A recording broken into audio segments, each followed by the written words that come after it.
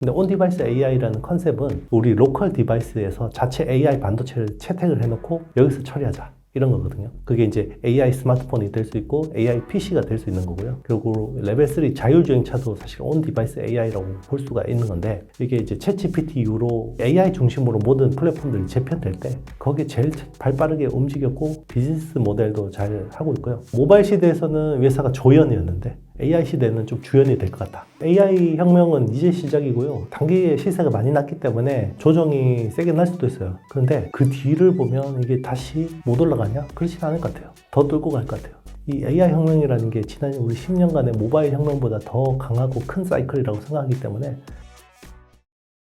디바이스에서 직접 AI 서비스를 누릴 수 있다. 온디바이스 AI가 요즘 굉장히 핫하죠. 온디바이스 AI가 대체 무엇이고 실제로 일상생활에 적용되었을 때 그 가치가 어느 정도인지.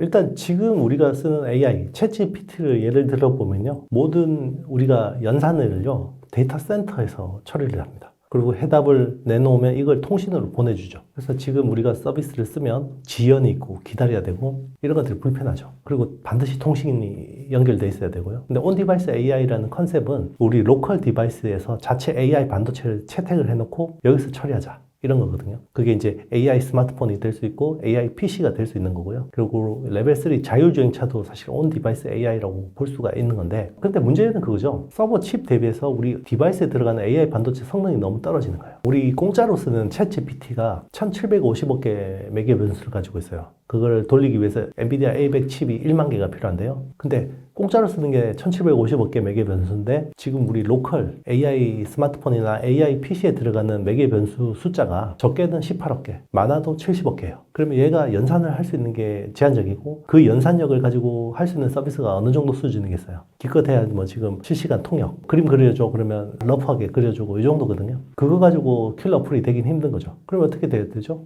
앞으로 우리 디바이스에 들어가는 AI 반도체가 면적도 더 커지고 성능도 더 좋아지고, 네, 그렇게 돼야 되는 겁니다. 그러면 그런 쪽에서 많은 수혜 기업들이 나오겠죠. 그러니까 사실 사람들이 온디바이스 AI에서 엄청 핫하다 해서 막 기대하는 것보다는 퍼포먼스가 좀 덜 나올 수도 있다라고 보는 게 맞는 거겠네요.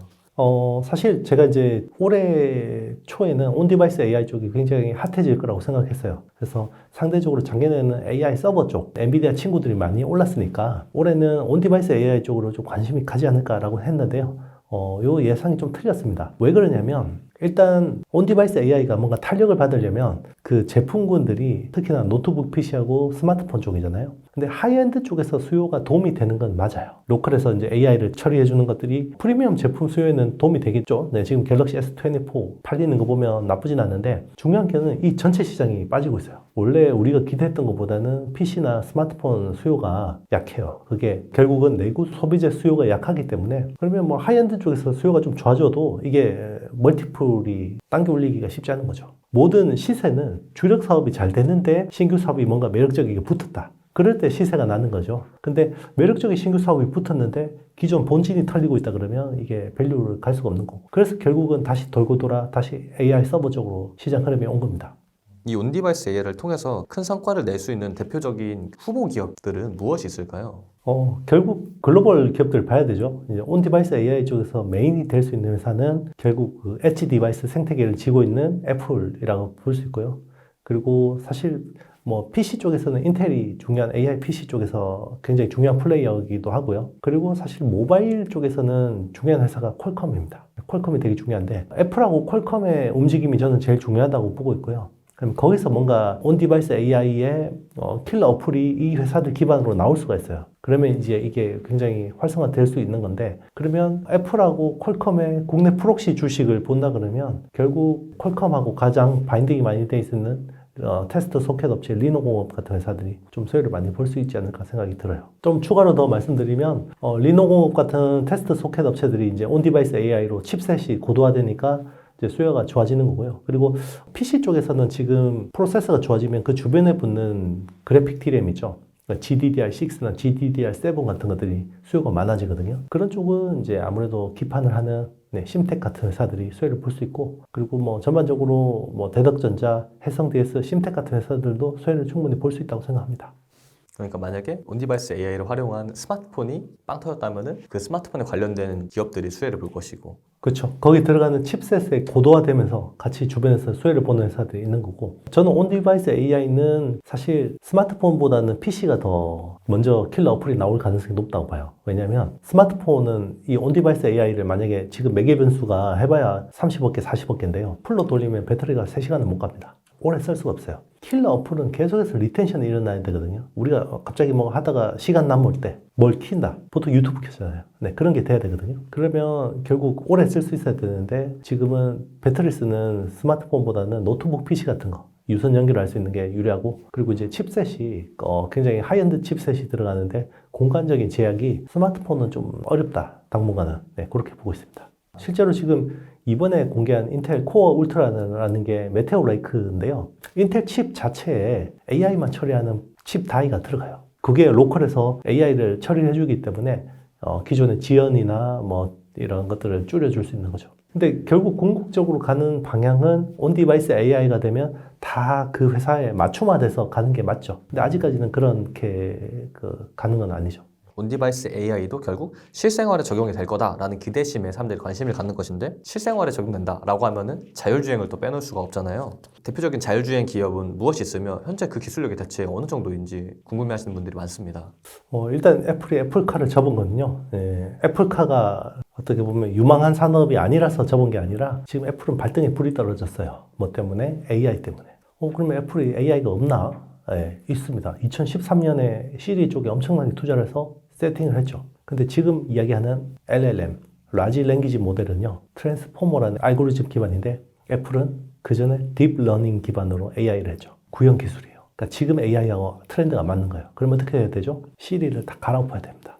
그러기 위해서 지금 애플이 시리를 갈아엎기 위해서 지금 시간을 벌고 있는 상황이라고 보시면 되고요. 그리고 이제 뭐 사실 자율주행차 쪽에서 제일 유망한 회사는 테슬라입니다. 네. 제가 이야기했잖아요. 결국 데이터 주도권인데 주행에 대한 빅데이터, 그리고 이제 또 자동차 주변의 시각에 대한 빅데이터. 누가 제일 많이 가지고 있겠어요? 예, 결국 테슬라가 지금 제일 잘하고, 그리고 테슬라는 OS부터 반도체 설계, 하드웨어 시스템, 제조까지 다 하고 있습니다. 그런 쪽에서 계속해서 데이터를 차곡차곡 모으고 있죠. 어디다가? 자기들의 도조 시스템이라는 슈퍼컴퓨터에다가 모아서 여기서 데이터를 돌려서 좋은 패턴을 뽑아내고, 자, 그거를 OTA라고 하는 오브 디 에어 프로그래밍이라고 해서 자기들 그 사용자들 디바이스 펌웨어 업데이트를 해주면 성능이 개선되는 그런 선순환을 만들고 있죠. 근데 아시겠지만 최근에 테슬라 주가 굉장히 부진하잖아요. 그렇다면 결국 이후에는 테슬라가 다시 이렇게 비상할 수 있는 계기가 될 수 있을까요? 테슬라 주가가 빠지는 거는요, 제가 이야기했잖아요. 주력 사업이 잘 되면서 여기다가 매력적인 부분이 붙어야지 주가는 가는데, 자, 주력 사업이 지금 뭐죠? 전기차인데 전기차가 안 팔리고 있죠. 성장률을 꺾이고 있습니다. 그렇기 때문에 어쨌든 지금 자율주행차 쪽에서 기술 개선이 되고 있음에도 불구하고 그런 쪽을 시장에서 안 봐주는 거고요. 그래서 전기차 업체에서 이 회사가 자율주행차 업체, 모빌리티 업체로 뭔가 관점이 바뀔 때까지의 성장통이 필요할 거라고 보고 있어요. 이 외에도 AI 성장에 따른 디바이스, 소프트웨어 쪽에서 좀 두각을 보이지 않을까라고 기대되는 그런 빅테크 기업들이 혹시 있을까요? 지금 보면 사실 그 마이크로소프트가 오픈 AI 대주주고, 그리고 이제 자기들 MS365 코파일럿으로 이제 적용해서 활용하는 쪽을 제일 잘하고 있다고 보고 있고요. 그 의외로 최근에 보면 메타, 예전에 페이스북이 주가가 많이 오르고 있는데 메타가 이번에 굉장히 잘하고 있는 것 같아요. AI 시대에서는 메타가 좀 주요한 기업으로 부상이 될 수 있지 않을까 생각합니다. 전 페이스북이 현 메타인 것이고, 사실 작년까지 주가가 굉장히 부진하다가 최근 AI에 맞물리면서 확 성장을 했는데, 페이스북도 이제 쓰는 사람도 별로 없는데 갑자기 왜 주가가 오르지라고 생각하는 분들이 좀 계실 것 같아요. 혹시 어떤 이유에서 이번에 메타가 주가 급등하게 된 건지. 모바일 시대에서는 사실 메타는 서버 플랫폼이었잖아요. 그러니까 애플이 막 사용자에 대한 정보를 중지해버리니까 굉장히 어려움을 처하고, 그리고 이제 차세대 어떤 성장 동력으로 잡았던 메타버스라는 게, 사실 메타라는 것도 메타버스에서 따온 거잖아요. 근데 그게 생각보다 시들하게 죽어버렸고, 그러면서 굉장히 기대감이 낮아져 있었는데, 이게 이제 챗GPT 이후로 뭔가 이 AI 중심으로 모든 플랫폼들이 재편될 때 거기에 제일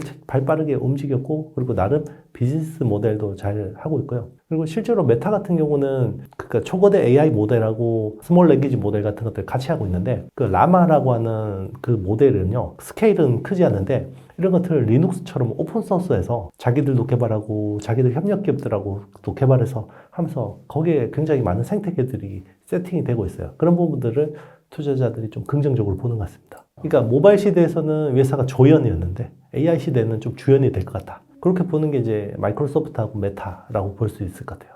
크게 두 부류의 투자자분들 계실 건데 소위 AI에 밀린 기업들에 투자해서 좀 물려 계신 분들도 계실 거고 그 AI 관련된 종목에 투자해서 수익을 크게 내고 계신 분들도 계실 겁니다. 또 양쪽의 분들께 이 시장에서 어떤 마음가짐을 가졌으면 하는 이런 말씀 한마디 부탁드립니다. 그 AI 혁명은 이제 시작이고요. 이게 단기에 시세가 많이 났기 때문에 조정이 세게 날 수도 있어요. 그런데 그 뒤를 보면 이게 다시 못 올라가냐? 그렇진 않을 것 같아요. 더 뚫고 갈 것 같아요. 저는 이 AI 혁명이라는 게 지난 우리 10년간의 모바일 혁명보다 더 강하고 큰 사이클이라고 생각하기 때문에 지금이라도 빨리 뭔가 공부를 해서 준비를 하는 게 더 중요할 것 같아요. 그래서 뭐 시장을 예측하지 말고요. 대응하면서 한다 그러면 충분히 좀 수익을 낼 수 있는 기회들이 많지 않을까 생각 들어요.